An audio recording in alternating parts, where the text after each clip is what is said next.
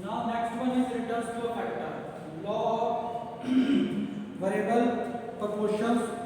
इसमें क्या करेंगे हम? Law of variable proportions. Law of variable proportions और भी कैसे law of diminishing marginal product. और हम इसको क्या लिख सकते हैं? Law of diminishing marginal product. ये हमने पहले डिस्कस भी किया law of diminishing marginal utility. जैसे लॉ ऑफ डिमिनिशिंग डीएम पढ़ा था हमने. Law of diminishing marginal utility का मीनिंग क्या था कि जब ज़्यादा से ज़्यादा आप किसी भी चीज़ को कंज्यूम करते हैं तो एक स्टेज ये आ जाती है कि जो एडिशनल यूटिलिटी है वो किसमें चली जाती है? नेगेटिव में चली जाती है. वो सेटिस्फैक्शन कम देती है.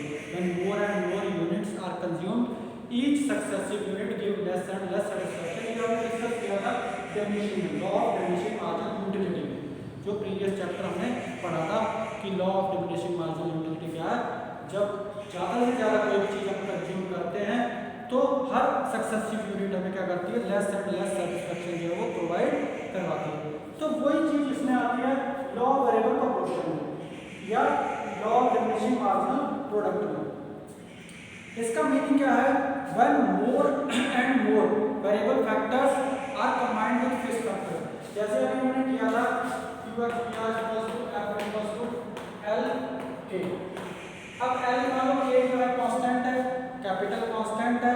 मान लो दो मशीन्स हैं, दो मशीन्स लगी हुई हैं हमारी. ठीक है, दो मशीन्स हैं L और K. और इसमें जो है 5 जो है लेबर लगा हुआ है.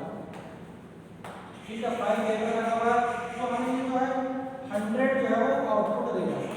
मीन्स 5 और 2 जो 100 आउटपुट देगा. अगर हम इस पे इसको बढ़ाते चले जाएंगे, लेवल को बढ़ा दिया हमने, मान लो यहाँ पे 7 कर दिया, बढ़िया तो इसको ही आएगा, इसमें कोई चेंज नहीं आएगा, 2 तो 2 रहेगा. ठीक है, क्योंकि कैपिटल क्या है? कांस्टेंट है, उसको हम इंक्रीज नहीं कर सकते. सपोज है यहाँ पे 7 कर दिया तो यहाँ पे कितना हो गया? 120 हो गया. अगर हम इसको और इंक्रीज करते चले जाएंगे तो एक कंडीशन क्या आएगी? जो मार्जिनल है, अब यहाँ पे मार्जिनल कितना होगा? 20 हुआ. मार्जिनल कितना हुआ यहाँ पे? 20. जो एडिशनल है वो क्या होगा? 20 हुआ. अब अगर हम इसी में बढ़ाते चले जाएंगे सपोज दैट अब ये तो 2 ही रहेगा, यहाँ पे 2. ठीक है, अब यहाँ पे हमने 8 कर दिया, 9 कर दिया, 10 कर दिया. अब यहाँ पे 125 हो गया, यहाँ पे भी 125 है, और यहाँ पे 10 कर दिया, सपोज दैट 120 हो गया. तो कंडीशन क्या है कि अगर हम इसमें एमपी निकाल रहे हैं, मार्जिनल प्रोडक्ट निकाल रहे हैं, तो यहाँ पर क्या है? 20 आ रहा है, इसमें से माइनस कर रहे हैं, यहाँ इसमें से 5 आ रहा है. ठीक है, यहाँ से 0 आ रहा है, और यहाँ पे -5 आ रहा है. मीन्स यहाँ पे तो एमपी हो रहा है, मार्जिनल प्रोडक्ट है, मार्जिनल प्रोडक्शन है, पर यहाँ से कम होता चला जा रहा है, मीन्स माइनस में चला गया. तो इट मीन्स क्या है कि when more and more variable factor, ये वेरिएबल फैक्टर है combined with fixed factor. Fixed factor के साथ लगाते चले जाएंगे तो एक ये कंडीशन आएगी कि हमारा जो है फैक्टर प्रोडक्शन क्या होने लग जाएगा? डिक्रीज होना स्टार्ट हो जाएगा, मीन्स वो नीचे आ जाएगा. तो लॉ ऑफ वेरिएबल प्रोपोर्शन क्या बताता है? अगर इसको टेबल के अकॉर्डिंग देखें, हम टेबल बना देते हैं. जैसे यूनिट ऑफ लैंड है, यहाँ पे बात करते हैं यूनिट ऑफ लैंड है. ठीक है, यूनिट ऑफ लैंड हो गया. दूसरा क्या है इसमें?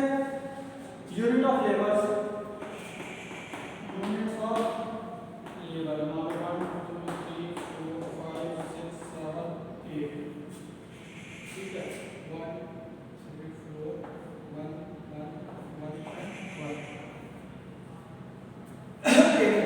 दूसरा क्या? TP, total product. Total product इसमें, और इसमें क्या निकालेंगे हम? Marginal product.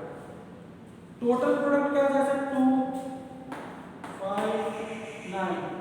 इसमें टोटल प्रोडक्ट जो है वो बढ़ रहा है. ठीक है, 12 40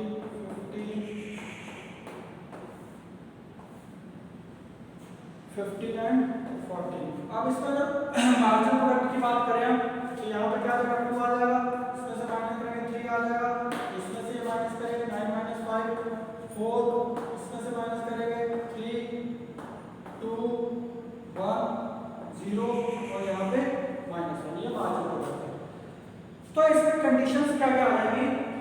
प्रोडक्ट में इंक्रीज कर रहा है, यहाँ से डिक्रीज होना स्टार्ट हो गया और यहाँ पे क्या हो गया, ये नेगेटिव हो गया, यहाँ से क्या हो जाएगा, नेगेटिव हो जाएगा, यहाँ से डिक्रीज कर रहा है और यहाँ के बाद क्या हो जाएगा, नेगेटिव हो जाएगा। यहाँ इंक्रीज कर रहा है, इंक्रीजिंग रिटर्न्स, यहाँ इंक्रीजिंग और यहाँ पे नेगेटिव। मीन्स क्या है कि यूनिट ऑफ लैंड, एक लैंड का प्लॉट है, सपोज दैट 1 एकड़ का है, वो हमने लगा लेबर उसमें अगर एक सपोज दैट एक पार्क की अगर बात करें या एक रूम ले लें, कुछ भी चीज़ है, अगर एक रूम की हम बात करते हैं तो रूम में सपोज दैट उसमें वाइट वॉश करवाना है हमें, तो वाइट वॉश अगर एक लेबर लगा रहे हैं तो काम कम होगा, 2 लगा देंगे थोड़ा जल्दी हो जाएगा, 3 लगा देंगे और हो सकता है जल्दी हो जाए, 4 लगा देंगे तो कांस्टेंट हो जाएगा। और उसके बाद अगर लगाते चले जाए उस पर भीड़ ज़्यादा कर देंगे तो क्या होगा, जो काम होना है वो कम होना स्टार्ट हो जाएगा। तो इसको क्या बोलते हैं हम, लॉ ऑफ वेरिएबल प्रोपोर्शन।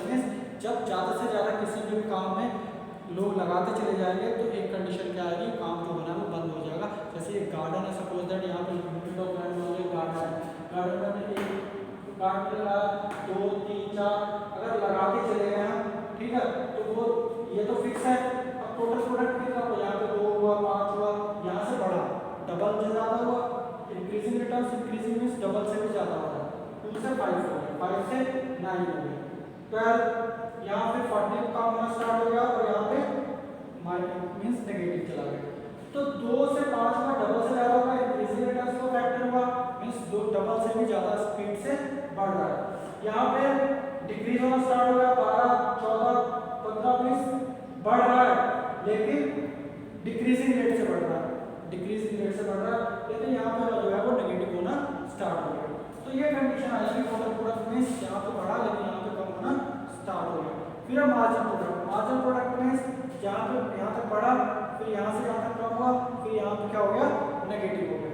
तो ये तीनों चीजें क्या आ जाएंगी, यूनिट ऑफ लेबर में एक ही है, प्लॉट है, प्लॉट ले लें, गार्डन ले लें या रूम ले लें, कोई भी हम ले लें, जैसे मैंने डिस्कस किया, कोई भी अगर हम एक चीज़ लेते हैं तो उसमें ज़्यादा से ज़्यादा जब कोई भी चीज़ हम लगाते चले जाएंगे मीन्स वेरिएबल फैक्टर लगाते चले जाएंगे तो एक स्टेज क्या आएगी कि मार्जिन प्रोडक्ट जो है वो कम होना स्टार्ट हो जाएगा, मीन्स नेगेटिव में चला जाएगा। अगर हम इसको शो करते हैं टोटल प्रोडक्ट और मार्जिन प्रोडक्ट में,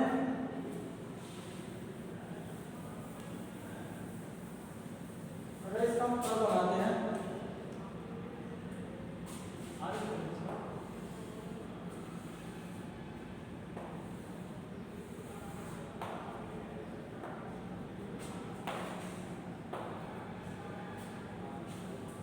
ये हमारा क्या है, ये हमारा टोटल प्रोडक्ट है, ये क्या है, मार्जिनल प्रोडक्ट। स्टार्टिंग में क्या है, जैसे इसको हम करें स्टार्टिंग में इस तरीके से बढ़ा है,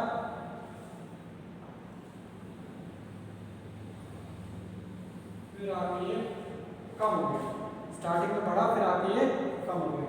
मार्जिनल प्रोडक्ट क्या है, स्टार्टिंग में ये बढ़ा फिर ये आगे कम हो गया, मींस ये कंडीशन इसकी आएगी।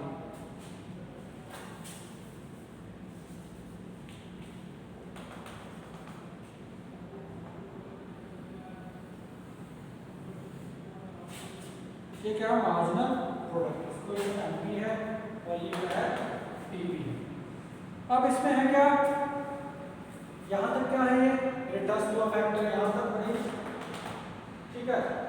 सपोज दैट इसमें क्या है, यहाँ से यहाँ तक क्या है, इंक्रीजिंग रिटर्न्स मींस ये स्टार्टिंग में ये क्या कर रहा है, अगर टोटल प्रोडक्ट है तो यहाँ से यहाँ तक इंक्रीज हुआ, यहाँ तक पहुँचेगा और यहाँ के बाद ये डैमेज होना स्टार्ट हो गया। दूसरी चीज़ क्या है, ये पहले यहाँ से यहाँ तक बढ़ा भी, यहाँ से तो कम होना लग गया, यहाँ से कम चला गया।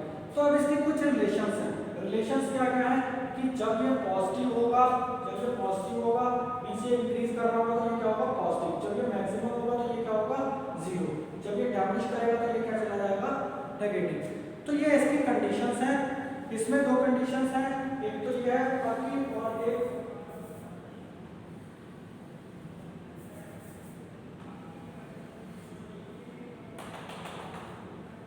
ये कंडीशन आ जाएगी कि ये ये क्या है, पॉइंट इन्फ्लेक्शन पॉइंट है, ठीक है।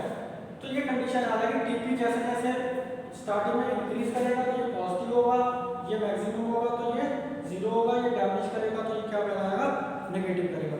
तो लॉ वेरिएबल हमें प्रोपोर्शन क्या बताता है कि जब ज़्यादा से ज़्यादा हम वेरिएबल फैक्टर कंबाइन करते चले जाते हैं फिक्स फैक्टर से, तो एक स्टेज ये आती है कि हमारा जो आउटपुट है, प्रोडक्शन है, वो नेगेटिव होना स्टार्ट हो जाता है, वो बढ़ने के बजाय कम होना स्टार्ट हो जाता है। अगर स्टार्टिंग में हम कोई भी काम करें, कम लोग लगाएंगे तो ज़्यादा प्रोडक्शन होगा, ज़्यादा लगाते चले जाएंगे तो प्रोडक्शन जो है वो कम होना स्टार्ट हो जाएगा। अब इसके कुछ कॉजेज है। कॉजेज क्या है, सबसे पहले है रिटर्न, ये जो कॉज है इसकी कॉज क्या है, इंक्रीजिंग रिटर्न फ्लो फैक्टर की फुलर यूटिलाइजेशन। मींस पहले कम लोग थे तो फुलर यूटिलाइजेशन मशीन का नहीं हो रहा था, मींस जो फिक्स फैक्टर उसका फुलर यूटिलाइजेशन नहीं हो रहा था।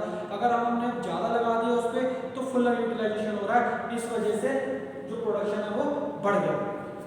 तो पहले क्या था, पहले हो सकता है वो कम काम कर रहा हो या कुछ भी है इस तरीके का, या मशीन खाली रह रही है या कोई आउटपुट है तो उसमें पूरा यूटिलाइजेशन नहीं हो रहा है। तो ये क्या है, इंक्रीजिंग रिटर्न्स में क्या है, full utilization of the fix factor का पूरा यूटिलाइजेशन होना स्टार्ट हो गया, इस वजह से ये इंक्रीजमेंट हुआ। दूसरा क्या है, डिवीजन ऑफ लेबर। अब डिवीजन ऑफ जब ज़्यादा होता है काम तो डिवीजन ऑफ लेबर हो जाती है। डिवीजन ऑफ लेबर जो अपना अपना काम कर रहा है वो कहते हैं प्रैक्टिस मेक्स मैन परफेक्ट। जो एक ही काम को बार बार रिपीट कर रहा है तो उससे क्या होता है, वो अपने काम में परफेक्ट हो जाता है। जब परफेक्ट हो जाता है अपने काम में तो क्या है, उसकी एफिशिएंसी बढ़ जाती है। एफिशिएंसी बढ़ जाती है तो इस वजह से भी ये कंडीशन आ जाती है कि उसका काम जो है वो बढ़ना स्टार्ट हो जाता है, आउटपुट जो है वो ज़्यादा हो जाता है। तीसरा better coordination. Coordination better means आपस में तालमेल जो है उनका अच्छा हो जाता है, कोऑर्डिनेशन ज़्यादा अच्छा हो जाता है, तो इस वजह से भी प्रोडक्शन जो है वो इंक्रीजिंग रिटर्न्स फ्लो फैक्टर हो जाता है। फिर डैमेजिंग क्या है, डैमेजिंग, अब इसमें डैमेजिंग क्या है, कंडीशन कब आएगी, जब हम ज़्यादा से ज़्यादा इसमें बढ़ाते चले जाएंगे, यूनिट ऑफ लेबर बढ़ाते चले जाएंगे तो फिक्स फैक्टर तो वही है, फिक्स फैक्टर तो ज़्यादा हो नहीं सकता, वो वही है। तो इस वजह से क्या होगा, अब उसमें और ज़्यादा लोग लग रहा है तो इस वजह से वो डिक्रीज होना स्टार्ट हो गया। अब उसमें क्या है, imperfect labour. Imperfect factor stability में अब फैक्टर क्या है, मान लो मशीन पे हमने ज़्यादा से ज़्यादा 5 लोग काम कर सकते हैं, ठीक है। अब हमने उसी पे 7 लगा दिए, 8 लगा दिए, 10 लगा दिए, अब मशीन एक ही है उस पर हम लगाते चले जा रहे हैं तो उसका जो सब्सटीट्यूशन है या उसका जो कॉम्बिनेशन है वो क्या बढ़ गया, बिगड़ गया। तो इम्परफेक्ट जो सुटेबिलिटी है उसकी वो सब जो है हट गई, तो उससे क्या होगा, सब्सटीट्यूशन बेकार हो जाएगा, इस वजह से वो खत्म हो जाएगा, तो उसका जो आउटपुट है वो कम होना स्टार्ट हो जाएगा। फिर है पुअर कोऑर्डिनेशन। जब ज़्यादा भीड़ भाड़ हो जाएगी तो कोऑर्डिनेशन बनेगा नहीं, आपस में कोऑर्डिनेशन नहीं बनेगा तो इस वजह से भी प्रोडक्शन जो है वो कम होना स्टार्ट हो जाएगा। अब इसके कुछ एजम्पशंस हैं, लॉ के एजम्पशंस क्या क्या है, जो रेशियो है वो कैसा होना चाहिए, कंबाइंड कैन बी चेंज, वो इक्वल चेंज होना चाहिए, ठीक है। दूसरा क्या है, होमोजेनियस एफिशिएंसी जो है वो भी इक्वल होनी चाहिए, जितने लोग इसमें काम कर रहे हैं उसकी एफिशिएंसी क्या होनी चाहिए, इक्वल होनी चाहिए, मतलब काम करने की क्षमता जो है वो बराबर होनी चाहिए। और टेक्नोलॉजी जो है वो चेंज नहीं होनी चाहिए, तभी ये लॉ एप्लीकेबल होगा। जैसे हमने यहाँ एक लगाया, दो लगाया, तो इनमें जो एफिशिएंसी काम करने की क्षमता वो बराबर होनी चाहिए। अगर ये 10 मिनट बना रहा है, ये भी बना रहा है, ये भी बना रहा है, तभी ये लॉ एप्लीकेबल होगा। और टेक्नोलॉजी इसमें कोई भी चेंज नहीं हो रही है, टेक्नोलॉजी चेंज नहीं हो रही है, तभी ये लॉ एप्लीकेबल होगा। टेक्नोलॉजी चेंज हो जाएगी तो ये लॉ एप्लीकेबल नहीं होगा। अब है question postpone of law. Postpone of law क्या है कि जब टेक्नोलॉजी में कोई इंप्रूवमेंट आ गया तब भी ये लॉ एप्लीकेबल नहीं होगा, पोस्टपोन हो जाएगा, वहाँ पे ये लॉ नहीं लगेगा। या उसका फिक्स फैक्टर का कोई हमने सब्स्टिट्यूट लगा दिया, फिक्स फैक्टर जो हमारा है उसका कोई सब्स्टिट्यूट लगा दिया, तब भी ये लॉ एप्लीकेबल नहीं होगा। तो ये सारी की सारी हमने जो फंक्शंस हैं इसके, प्रोडक्शन फंक्शंस के, वो हमने डिस्कस किए कि क्या है, इंक्रीजिंग रिटर्न फ्लो फैक्टर है, डिक्रीजिंग रिटर्न फ्लो फैक्टर है, और ये क्या है, नेगेटिव रिटर्न हो जाता है। इट मींस कि पहले बढ़ेगा फिर डिक्रीज होगा और फिर वो क्या चला जाएगा, नेगेटिव में चला जाएगा। तो इसकी जो शेप्स हैं आपकी टीपी एमपी की, वो हमने डिस्कस की। पहले टीपी बढ़ेगा फिर इस तरीके से कम हो जाएगा, ठीक है, और ये भी बढ़ेगा फिर माइनस चला जाएगा। अगर इसी में अगर हम एपी को शो कर रहे हैं, एपी क्या है, एपी इस तरीके से यहाँ से आएगा बढ़ के, और इस तरीके से ये नेगेटिव जो है वो कभी भी नहीं होगा, एपी जो है वो कम नहीं होगा। एपी जो आएगा इसके नीचे ही रहेगा और पहले बढ़ेगा फिर ये यहाँ से आ जाएगा, लेकिन ये दोनों जो है वो टच हो जाएंगे, ठीक है। तो ये क्या है, एपी भी अगर हम इसमें शो करें तो एपी भी इसी तरीके से आ सकता है। तो ये हमने सारे सारे डिस्कस किए, एपी, एमपी और टीपी, रिटर्न्स को फैक्टर किया। तो इसलिए आप इसको पूरा का पूरा डिस्कस कर चुके हैं आप चैप्टर को। तो इसके कुछ ऑब्जर्वेशंस है। ऑब्जर्वेशंस क्या क्या है कि जैसे मैंने रिलेशन बताई है, जैसे जैसे so long increasing TP increasing at a increasing rate, जैसे ये बढ़ेगा ये किस रेट से बढ़ रहा है, increasing at a increasing rate. और जब एमपी डैमलिश करेगा, एमपी मींस यहाँ से डैमलिश कर रहा है, तो क्या हो जाएगा, TP increases only at diminishing rate. फिर क्या है यहाँ पे इंक्रीज तो कर रहा है बट किस रेट से कर रहा है, डिक्रीजिंग रेट। तीसरा क्या है इसमें, corresponding zero MP. Zero MP क्या है, ये एमपी जीरो हो जाएगा जब ये मैक्सिमम होगा। और नेक्स्ट क्या है, एमपी नेगेटिव टीपी, और ये क्या हो जाएगा, डिक्लाइन होना स्टार्ट हो जाएगा। तो ये हमने पूरा का पूरा चैप्टर